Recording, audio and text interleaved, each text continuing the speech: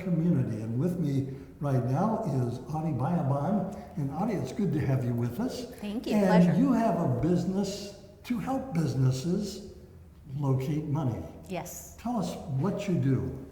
Well, we help businesses find money, and that is predominantly for startup companies, or really more of for solopreneurs that has thought about, well, I want to start a business, I don't have any money, or I have good credit, I have some savings.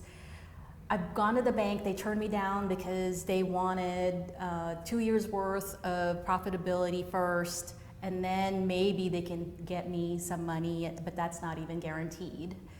And I've discovered through actually my real estate investing that there's a lot of money out there, and there are a lot of lenders that actually want to lend people money without all the difficulties and the hurdles that traditional institutions try to give a normal consumer. In that process of discovery, are we talking venture capitalists, or are we talking private foundations, or just simply individuals that say, you know what, I know a good thing when I see it, I'm going to invest my money? It's actually quite a bit of traditional lenders. They're mostly outside, they're mostly national companies that their risk appetite is not as high as traditional lending or bank lending, essentially. And so, but there are access to private money as well. In fact, a lot of the deals that come through, most of the private lenders that I have, that's how they're first approached, because they can look at the business and see what their plan is and what their projections are. And after they let that initial capital funding, they can say, hey, you're performing really well. I think we want to be more of an investor afterwards. Well, very good. And so there is some return for that initial investment, and then it could go on beyond that. Absolutely, absolutely. So how did you, you said your real estate holdings that helped to propel you into doing this, maybe you have a story or two that you can share with us about people that you have helped. And you can be discreet about naming businesses, but you might want to share a couple of stories. Absolutely.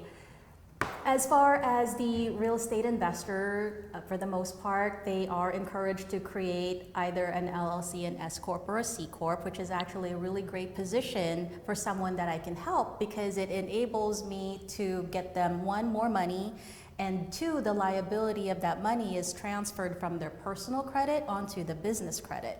So there's quite a bit of advantages from there. And most real estate investors are also individual, like they don't really have any partners. They're doing it on their own for the first time. And when they look for money, they're usually employed as well. So they're doing it off on the side. So what I was able to do is get them, because they're employed, we got them up 1 to 5 times their annual salary so that they can do their investment, put that money on the business side so that their credit score on their personal side stays high, and all the usage and the liability is on the business side. Yeah, you might want to explain that term LLC. Okay. I know what it means, but perhaps somebody needs to know what that means and what it stands for and what it means and what's behind that.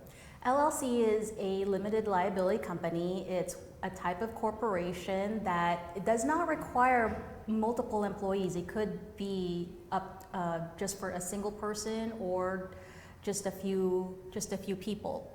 And it actually sets up a business entity, a separate entity from you as an individual, with a separate EIN, or an employee identification number, which is equivalent to what your social security number would be, but it would be for the business. And that actually sets it up to protect the individual from having some litigation against them as the individual anybody that's doing a lawsuit is going against the company and not the individual. It certainly performs as an asset protection. Well, that is very good. Now, can you name some of the businesses, types of businesses that you've helped along the way? As I mentioned, I've helped real estate investors, but I've actually helped several sole proprietorships as well. So we're able to help those sole proprietors as well, but because it is a sole proprietor, then all the lending would be underwritten under their social security number and not on the business side, but we're still able to provide them with capital funding. Almost any type of business at any stage, because we do have lending capabilities of about 10,000 to about 25 million. So it's quite a bit of a range. So I'm able to help with a company that's just starting or a company that's in the middle of its growth and needs more operational funding, such as payroll. A lot of the businesses that I've encountered, that's almost their first priority to be paid because they want to pay their employees, and the employees want to get their money. So with, like for example, an unsecured business line of credit, they just pull from the credit, have that money available to pay their employees, then their accounts receivables come in, so they're flush again, then they pay back their unsecured business line of credit. So it just keeps, they keep cycling through the money until they get to a certain growth. So then when they're ready for growth or ready for expansion, they want a new location, we have that available as well. Would you liken that into like a revolving credit line? Yes, it is exactly a revolving credit line, yes. Interesting. So you've been able to fund from just a few thousand all the way to $25 million? Yes, yes. That's a huge spread. It's a huge rate. And like I said, there's lenders out there that actually want to lend their money out. And for the most part, our experience has been, actually I was in the banking industry myself for about 20 years, so I can certainly speak to that. But most traditional institutions, a statistic is 80% of small business owners tend to be turned down by traditional institutions, and so that means only 20% gets approved. So what happens to those 80%? And that's what I'm able to address and help, are that 80% that are not getting the support or the funding that they're looking for. Let me ask you this. In today's economic times, do you find more money available or less money available? There's so much money available. There's a lot of money available. It's just a matter of linking the people together. And that's actually what Ways and Means Enterprises does. We connect resources and needs together. That's what we really excel at. The financial piece is just because of the long background I've had in the financial institution. But it's really about connecting business needs with whatever it is that they're looking for. Mostly it's financing. It's about 85 to 90% they're looking for money, but if they also need other resources, that's part of what Ways and Means Enterprises does as well. I would liken that to connecting the dots. Yes, absolutely. Now, are there going to be lenders, and I suppose there are, that are willing to lend out money for a certain type of industries as opposed to another? Yes, a lot of them have that's more of a program that they run. Some lenders do have gravitation towards a particular industry, but because I actually have several underwriters that we work with, and they all have their relationships with these lenders, and that's who I really bring in, are the underwriters. So when you work with Ways and Means Enterprises, you're actually talking to someone that can tell you, hey, your chances of being approved are this. We can increase your chances of being approved if we address this, this, this, and this. And if there are impediments to getting them that approval that we're looking for, we work on those impediments first.